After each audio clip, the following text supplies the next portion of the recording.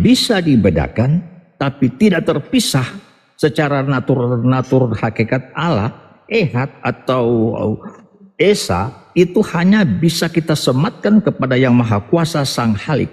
Tidak pernah kita bilang ada manusia esa. Ya, kita bilang bineka tunggal ika, ya, eka persetia pancakasa. Tidak pernah kita bisa memakai kata esa. Itu dalam hal yang simpel, dalam semantik bahasa Indonesia aja. Bahasa Indonesia aja kita tidak pernah bilang manusia esa, ya. Karena bagaimana Pak? Allah itu bukan pribadi sehingga kita menganggap dia adalah tiga seperti bapau, seperti telur, tapi dia adalah omnipresent, yang maha hadir, yang bisa menjadi berapa saja. Jadi konsep Allah bukan tentang keberapaan Allah, ya, tapi kebagaimanaan Allah. Karena Allah itu tidak bisa dihitung, tidak bisa ditimbang, dan tidak bisa kita pikirkan dengan logika kita. Karena itu roh, dia bukan fisik. Gini Pak, jangan panjang-panjang Pak, karena konsepnya kalau Esa itu sebenarnya pendek. Sebelum ke Bang Slamet apa ya, Bang Kores ya. Assalamualaikum warahmatullahi wabarakatuh. Waalaikumsalam warahmatullahi wabarakatuh. Jadi gini ya, tentang pembahasan Esa itu di dalam Islam itu apa loh, simple. Esa itu berarti tunggal. Saya mau minta artinya tunggal, yaitu satu-satunya. Qul huwallahu ahad.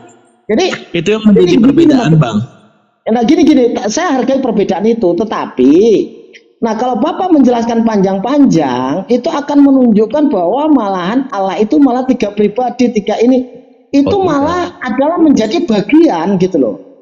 Malah menjelaskan bagian, bukan definisi Esa itu sendiri. Tapi ada Esa itu menjadi bagian Allah Bapa, Allah Anak, Allah Roh Kudus. Jadi Esa yang bagaimana menurut Kristen? Jadi Esa contoh gini, satu kesatuan atau tiga pribadi menjadi satu, itu kan simpelnya seperti itu esanya, nggak perlu kita jauh-jauh kemana-mana gitu. Jadi kita mudah paham juga. Seperti ini Pak, misalnya ini Itu ya, secara eksplisit, saya jelaskan secara detail Pak. Tapi sebenarnya Saya jelaskan nih Bang. ini saya mencontoh Pak. Saya coba. Siapa ngomong ini? Siapa? Ricardo. Saya dulu lihat, saya kasih contoh aja biar Pak Bro Erwin ini bisa ngerti sedikit gitu. Misalnya di ini Bro Erwin ini kan hanya satu tubuh. Di dalam satu tubuh ini mungkin ada mata, telinga. Nah, mata, telinga dan tubuh gitu kan. Nah, tetapi mata bukan berarti telinga, telinga bukan berarti mata. Oke gitu. Jadi Allah ini tiga kepribadiannya, yaitu Bapa, Putra, dan Roh Kudus gitu. Artinya di dalam tubuh, misalnya kembali lagi contoh tadi, di dalam tubuh Pak Erwin ini, tiga kepribadian, artinya tiga anggota di sana, yaitu ada hidung, ada mata gitu. Tetapi namun hanya satu tubuh di sana begitu. Seperti itu Pak. Makanya dibilang satu. Berarti itu bukan Esa, itu namanya kesatuan. Bilang tadi Pak. Sebentar ya, saya bilang tadi tuh, Ehad tuh di situ, Shema Israel Adonai Elohim Adonai Ehad. Ehad di situ pakai kata yang sama tuh dengan suami dan istri menjadi satu daging, menjadi Ehad di situ. Betul. Artinya memang Ehad itu adalah kesatuan dalam perspektif Kristen dan Yahudi itu begitu. Begitu. Paham ya? Udah finish Bang Slamet, berarti Ehad apa Esa di dalam Kristen itu ternyata kesatuan. Lanjut Bang Kores. Lanjut, silakan. Ya, jadi ini ya, ketika Bunda Maria melahirkan, Bunda Maria itu melahirkan Bapa, Putra, Roh Kudus ya. Oh bukan. Oh enggak ya? Pandangan yang salah ya.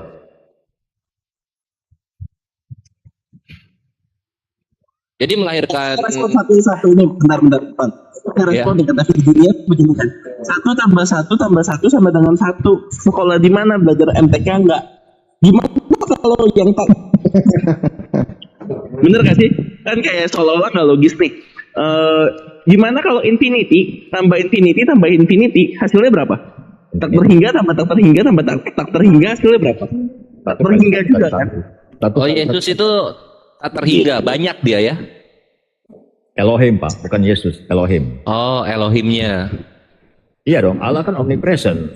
Allah ada di Amerika sekarang, Allah juga ada di mana-mana, bukan cuma di Israel atau di mana. Allah itu omnipresent Pak, maha hadir. Jadi Allah Bukan itu bukan. Itu yang tiga ini maha hadir nggak? Yesus, Bapa dan Roh Kudus ini maha hadir mereka bertiga. Maha hadir dalam Roh Kudus. ya. Saya nggak dulu ya.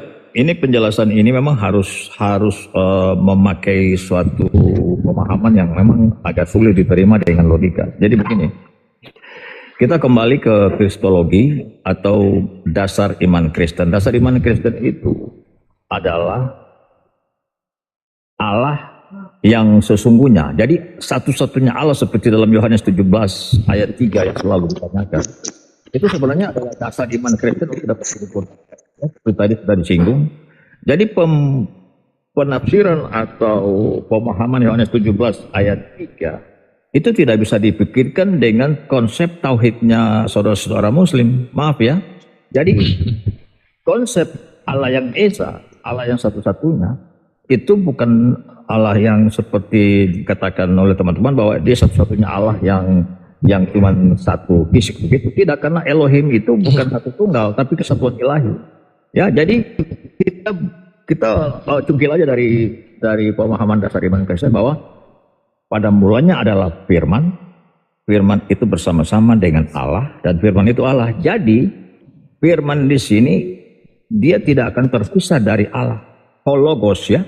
Hologos dalam bahasa Yunani-nya NRK and hologos, kai hologos and persoteo. Jadi begini. Firman itu dia bersama-sama dengan Allah. Ya, seolah-olah sudah ada dua pribadi. Seolah-olah sudah ada dua pribadi. Jadi Rasul Yohanes yang dapat pewahyuan secara khusus oleh Roh Kudus, Yohanes banyak sekali menjelaskan tentang Allah Israel atau Elohim, sehingga dalam permulaan Injil Yohanes itu dia langsung menjelaskan tentang Allah. Sedangkan Injil sinoptis lain, Injil sinoptis itu Matius, Markus, Lukas, mereka menjelaskan Yesus dari sisi yang lain. Tapi Yohanes yang memang dikhususkan untuk tidak menjadi martir, supaya for your information, semua rasul-rasul itu mati, tapi Yohanes tidak mati martir karena dia akan mendapat pewahyuan yang luar biasa tentang Elohim. Jadi Yohanes memulai kitabnya menjelaskan tentang Allah pada mulanya ini itu preeksistensi. Ya, jadi sebelum segala sesuatu ada, itu sudah ada Sang Firman. Segala sesuatu diciptakan oleh Sang Firman. Sang Firman ini apa? Sang Firman ini adalah merupakan kesatuan dalam diri Allah. Dan Firman itu telah menjadi manusia. Itulah dasar konsep iman Kristen. Sehingga dari... Bapak kerjanya apa kalau gitu? Bagaimana? Bapak kerjanya apa? Bapak dengan anak itu satu kesatuan. Enggak, kan yang menciptakan Firman. Nah, Bapak ngapain? Bapak dengan firman itu sama. Bapak menciptakan dunia lewat firman-Nya, lewat anaknya. Sama saja. Seperti kalau gitu Roh Kudus ngapain? Roh Kudus itu adalah merupakan natur dari Bapa dan firman. Jadi firman itu kekal, Roh Kudus juga kekal. Oh, jadi bentuknya Bapa dan firman itu roh ya? Coba jelaskan begini ya Pak ya. Misalnya nih, Duit tunggal kalau gitu. saya coba jelaskan begini ya Pak ya. Jangan pakai emosi, jangan pakai kita untuk mengejek gitu ya, karena namanya agama itu bukan untuk diejek-ejek. Nah, Betul. ketika kita bicara, misalnya nih, saya khotbah nih, ini saya udah bicara berkali-kali. Misalnya saya khotbah, nah khotbah saya direkam, terus jadilah CD kan, terus ada orang yang tulis khotbah saya, jadilah buku. Nah pertanyaannya, CD itu apakah saya? Enggak kan? Esensi yang berbeda, tapi maksudnya dua Harusnya hal satu yang berbeda. hakikat harusnya. Betul, tapi CD itu satu hakikat dengan saya, betul nggak? Kita sama-sama menceritakan hal yang sama. Demikian juga buku itu juga menceritakan tentang saya, gitu. Jadi itulah Tritunggal. Allah berfirman, Allah berkata, kata-katanya itulah Yesus. Gitu. Jadi Dan dalam Kristen CD dan buku itu hakikatnya manusia kan? Betul, Nah, enggak. oh, Maksudnya dalam Kristen itu mungkin CD itu Yesus, gitu. Buku itu Roh Kudus. Itu permisalannya mungkin seperti itu. Lalu Cuman itu hakikatnya berarti apa? dari satu sumber yang sama. Manusia, CD dan buku itu hakikatnya apa tuh? Hakikatnya Allah. Gambarannya aja. Itu gambaran aja. Jadi kan Iya kan ini kita pakai analoginya manusia ngomong, omongannya dijadikan buku dan juga dijadikan CD kan gitu. Nah, manusia, CD dan buku hakikatnya apa? Satu hakikat dengan saya. Apa namanya? Satu esensi khotbah yang tadi. Apa namanya? Betul. Contoh saya khotbah Tritunggal gitu. Satu esensi khotbah Tritunggal. Cuman khotbahnya ada yang bentuk langsung, ada Ya, yang itu kan tema dari perkataannya. Nah, hakikatnya CD, buku dan manusia apa? Ya hakikatnya khotbah Tritunggal. Hakikatnya khotbah. Jadi kalau Bapa Putra Roh Kudus hakikatnya Allah, kalau manusia, CD dan buku hakikatnya khotbah. Nah, jadi khotbah itu hakikatnya. Oke, siap. Itu jadi Allah berfirman, jadilah terang gitu. Lalu terang itu jadi. Firman itulah Yesus, Allah lah yang berfirman. Jadi itu tuh ada di Kejadian 1. Pada mulanya Allah menciptakan langit dan bumi. Ada Allah di situ. Berfirmanlah Allah, jadilah terang. Ada firman. Roh Allah melayang-layang di atas permukaan air. Jadi 3 oknum itu ada di situ. Oh, jadi sinonimnya gini ya. Ketika Allah berfirman bisa juga dibilang Allah beryesus. Iya, bisa. Cakep. Sip. Begini, saya tambahkan ya. Berarti firman itu Yesus ya. Firman yang dimaksud Yohanes itu sebenarnya memakai kata hologos ya. Itu berarti itu seperti noun ya, kata benda, sehingga kalau orang-orang yang konsep kealahannya berbeda itu tak akan bisa menyelami kata firman. Firman itu hologos sama dengan satu pribadi, dan pribadi yang merupakan bagian dari Allah. Jadi firman dengan Allah itu tak terpisahkan ya, meskipun bisa dibedakan seperti tadi suara saya dengan saya ya.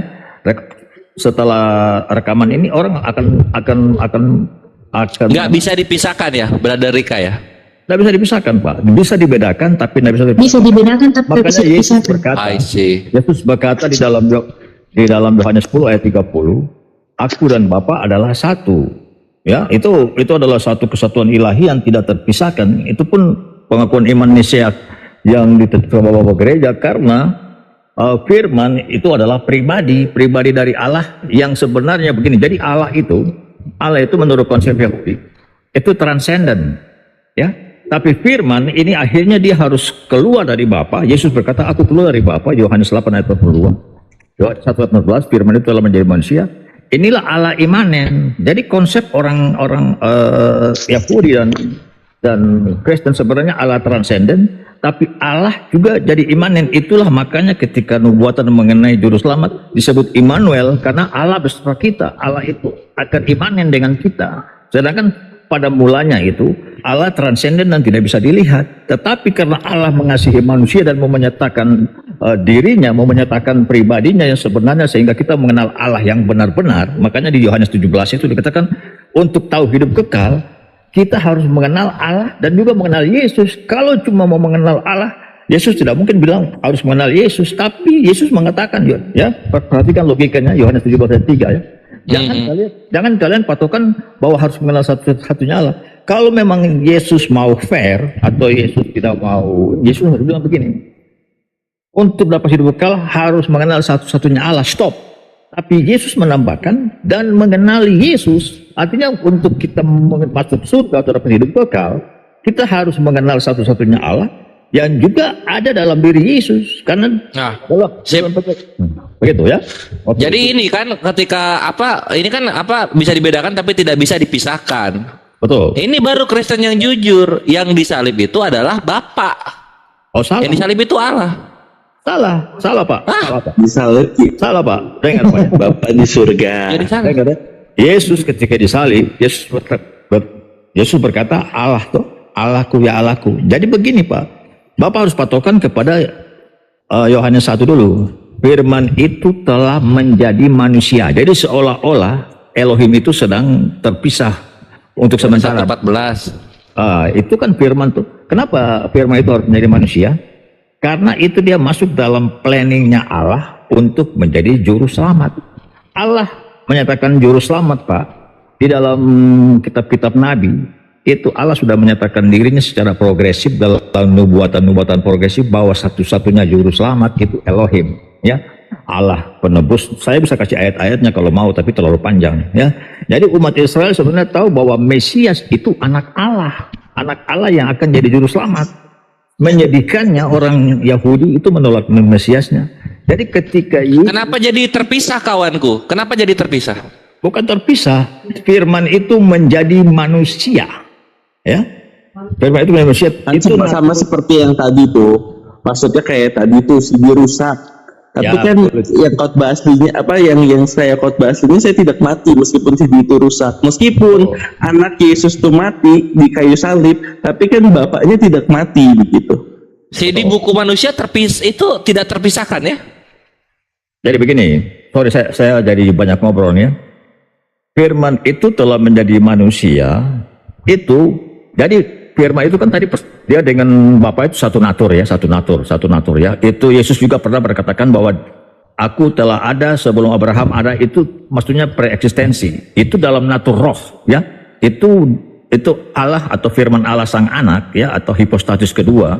Itu belum turun ke dunia dan inkarnasi lewat pembuahan di rahim Maria oleh Roh Kudus ya. Jadi di sini kita bisa melihat suatu kerja yang luar biasa daripada Elohim sendiri ya, yang mengutus anaknya. Jadi begini, firman itu menjadi manusia, dia mengambil rupa. Jadi natur kealahan dari Yesus boleh dikatakan pada saat firman jadi manusia itu Yesus seperti mau pakai bahasa apa ya, mengosongkan keilahiannya, natur anak Allah itu sama dengan Bapa. Jadi makanya Yesus mati itu bukan Allah yang mati. Alkitab mereferensikan bahwa yang mati adalah kemanusiaan Yesus. Bisa baca dalam.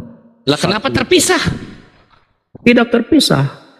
Itu Ya kalau gitu Bapak mati dong.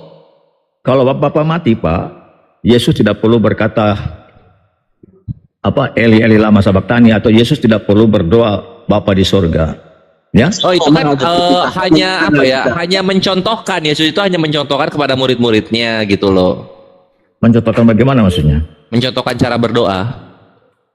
Ya enggak? Begitu. Memang kalau dalam Memang berdoa kepada Bapa di sorga. ada perpisahan yang kita nggak bisa jelaskan di situ. Itu Ya. memang nggak bisa dipungkiri, nggak bisa Itu namanya- dipungkiri ketika dibilang Eli Eli lama sabatani Allahku mengapa engkau tinggalkan aku. Ada sekian orang yang berpisah di situ. Ada satu hal yang namanya kan. Jadi bisa dibilang gini lah ya. Kristen itu menyembah Allah yang punya Allah gitu ya. Oh tidak. Oh enggak juga. Itu tadi Allahku gimana maksudnya? Nah, begini ya. Peristiwa sang firman menjadi manusia itu artinya pribadi kedua atau anak Allah. Ya, jadi Allah itu representasi Allah itu omnipresent dulu pertama ya. Ini untuk menjelaskannya kita perlu bukan logika lagi, tapi sudah masuk ke ranah iman. Allah itu omnipresent. Dia bisa dalam jumlah berapapun, itu karena dia omnipresent. Dia tak terhingga, dia tidak bisa dihitung, tidak bisa diterima. Jadi pada saat menjadi manusia, itu dia sedang menunjukkan representasi atau wujud Allah yang tidak kelihatan. Makanya Yesus sudah dikatakan image of invisible God. Jadi wujud daripada Allah yang tidak kelihatan. Kenapa? Dia mau menyatakan diri bahwa dia inilah adalah anak Allah yang sehakikat dengan Bapa. Karena Allah itu bukan manusia. Allah itu sesuatu yang transenden, yang kita tidak bisa, kita gini Pak ya. Saya Allah bukan manusia. Begini. Yesus itu apa? Begini ya. Dari dimensi 3, misalnya Bapak sekarang sebuah bola. Ini saya jelaskan pakai logika yang agak mendalam. Ya. Dimensi 3 masuk ke dimensi 2, pasti dimensi 2 nggak akan bisa memahami, karena begini. Dimensi 2 itu kan garis. Tapi kalau sekarang dimensi 3 seperti kubus atau limas, dia masuk ke dimensi 2. Dimensi 2 tidak akan bisa memahami sekalipun dijelaskan oleh dimensi 3. Jadi dimensi bola, misalnya bola berbentuk dimensi 3, dia harus istilahnya mengembosi dirinya. Makanya di dalam Filipi 2 itu pakai kata kenosis, itu bahasa yang mungkin tidak ada dalam bahasa Indonesia. Dia seperti merubah dimensinya begitu. Jadi Allah dari posisi anak Allah itu dia berinkarnasi atau berkenosis untuk dia bisa dilihat sama level yang di bawahnya. Jadi sebenarnya Allah itu kan anak Allahnya, bukan Allah ya kan yang bisa kelihatan itu.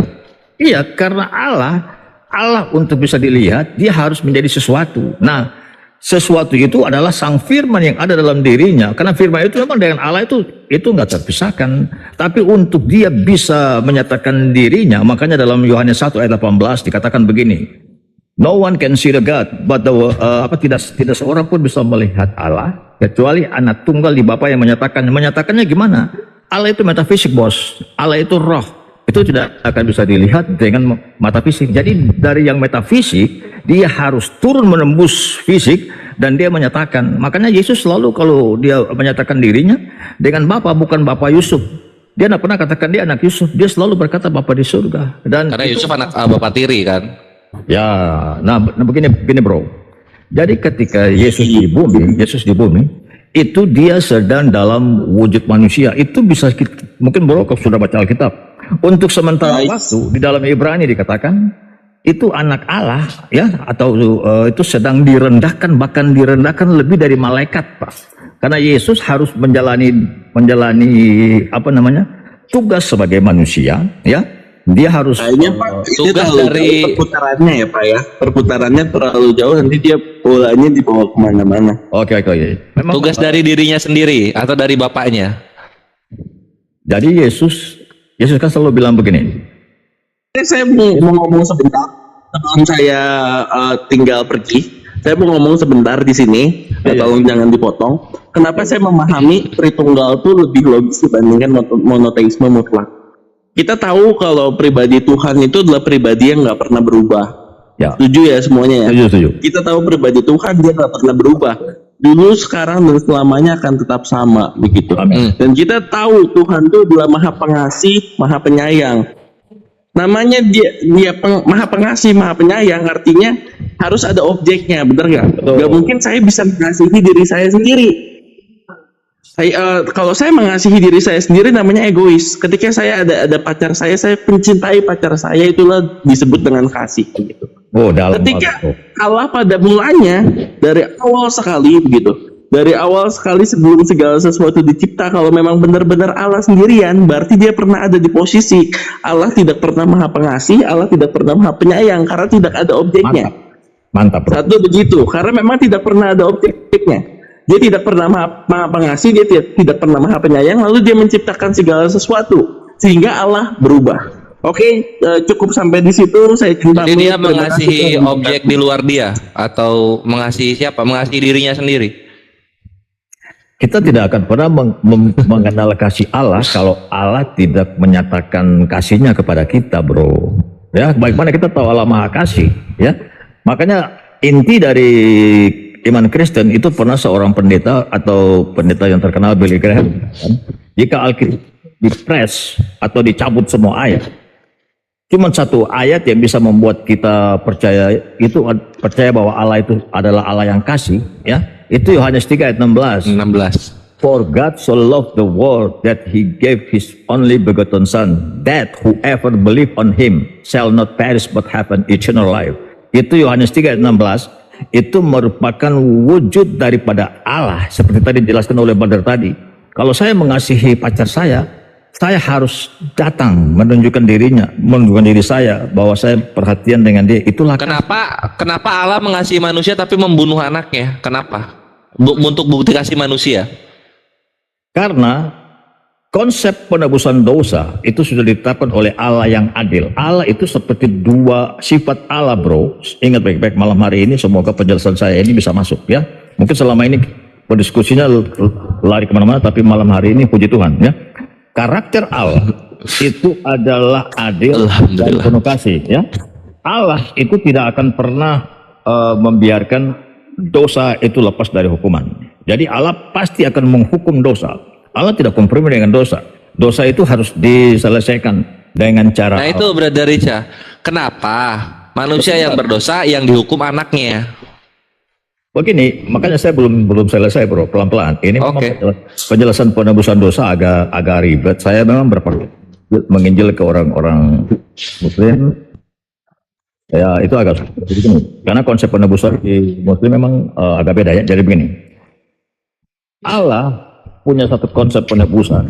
Saya langsung cepat aja karena akan lama kalau saya mulai dari Taman Eden. Memang Adam dan Hawa berdosa di Taman Eden, sehingga Allah perlu melakukan suatu perjanjian, itu yang disebut di dalam Kejadian 3 ayat 15. Itu sebenarnya merupakan pro evangelion atau Injil pertama kali bahwa Allah akan menyelesaikan lewat benih perempuan, ya. Jadi begini, konsep penebusan dosa itu mulai dikenal atau mulai terbuka, terkuak pada saat zaman Musa. Kenapa? Pada waktu Musa disuruh keluar dari perbudakan, Musa disuruh memimpin bangsa Israel dari perbudakan Mesir, itu poinnya bukan pergi ke tanah Kanaan, bukan pergi, tapi Allah mau mengajarkan tentang ibadah dan tentang cara penebusan dosa, sehingga ketika Israel di padang gurun itu diajarkan berbagai cara untuk penebusan dosa, penebusan salah, yaitu memakai hewan. Ya, itu hanya simbol daripada cara Allah, di mana Allah akan menebus dosa. Tetapi karena hewan itu simbol, tidak mungkin darah hewan itu bisa menebus dosa manusia. Ya, karena memang yang dibutuhkan di sini adalah tanpa penumpahan darah tidak ada penebusan dosa. Ya, karena itu Yesus Kristus lahir ke dunia sebagai manusia yang tidak berdosa, dan Yesus Kristus tidak berdosa. Kenapa? Karena Yesus Kristus tidak mewarisi darah Adam.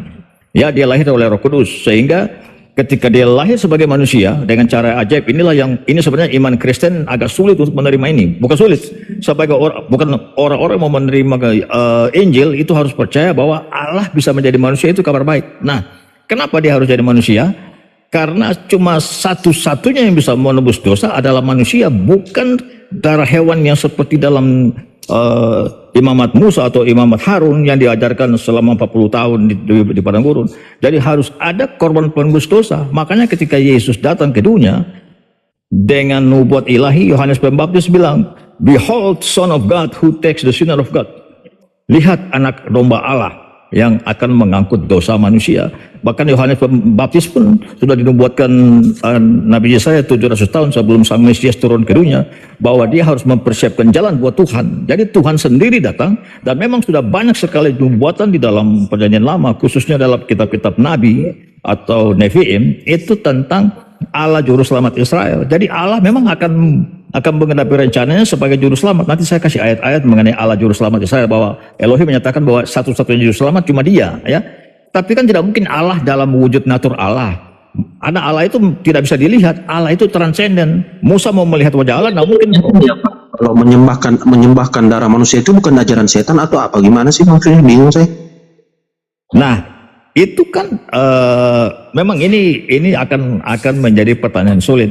Bapak sudah pernah baca Yohanes 6 belum? Ketika Yesus memberikan suatu perumpamaan bahwa tubuhku adalah benar-benar makanan. Ya, karena biasa kan saya banyak nonton film nih, kalau kita menyembahkan darah manusia itu kita kayak apa, kayak gitu, kayak ikut-ikut setan kayak gitu, menyembahkan darah manusia gitu. Ada. Ya, cek. Tadi aku habis dari room sebelah dulu ya, laporan soal ini.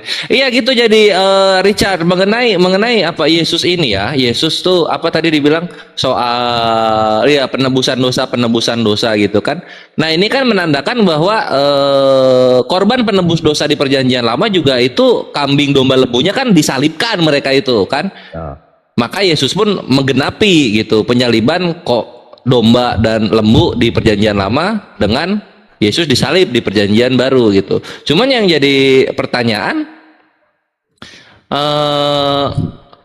korban di perjanjian lama itu dia jeroannya itu dibakar gitu. Kenapa Yesus nggak dibakar jeroannya? Itu yang pertama. Terus yang kedua, tadi yang belum dijawab gitu. Ketika menyayangi manusia, contohnya kan anaknya dibunuh oleh Tuhan nih. Nah, kalau bukti kasih yang seperti itu, kenapa kekristenan belum ada yang melakukannya gitu? Misalnya kayak gini, "Hai, selamat, ya orang Kristen, aku mengasihimu. Apa buktinya? Lihat, aku bunuh anakku." Gitu kan harusnya kayak gitu. Atau gimana? Sebenarnya itu seperti Anda membuat suatu premis untuk mengatakan bahwa Allah itu sadis. Begini bro, begini bro ya. Lo nggak sadis kalau tertulisnya begitu, ya nggak sadis, emang itu keimanannya kan. Dengar dulu, begini ya. Jadi kalau kita mau mempelajari Alkitab, kita harus ada perjanjian lama, Old Testament, sama New Testament.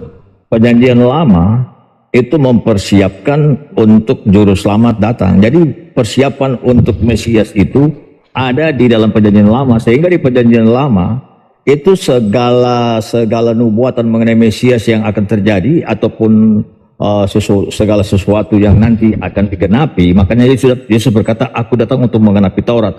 Di dalam Taurat itu ada namanya hukum ibadah, di mana di situ ada persembahan kurban. Makanya baca Alkitab dengan tuntas. Di situ ada sebentar. Bang, nanya dong bang, peran iblis dalam